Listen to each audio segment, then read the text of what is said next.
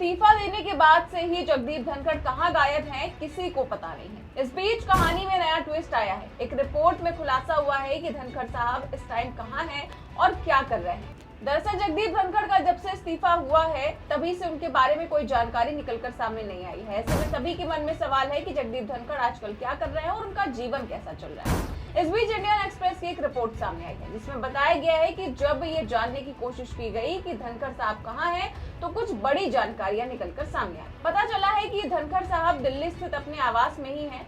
जब Indian express ने जगदीप धनखड़ के स्टाफ मेंबर से बात करने की कोशिश की तो उन्होंने कहा कि अभी वो अपने नए बंगले का इंतजार कर रहे हैं। वहीं इस रिपोर्ट में आगे भी कई अहम जानकारियां दी गई हैं, जैसे कि जगदीप धनखड़ इन दिनों घर पर क्या कर रहे हैं, इस्तीफा देने के बाद से उनका रिटायरमेंट कैसा गुजर रहा है। और रिपोर्ट के मुताबिक धनखड़ साहब अभी ज्यादा व्यस्त नहीं रहते हैं। उनके दिन की शुरुआत योग से होती है।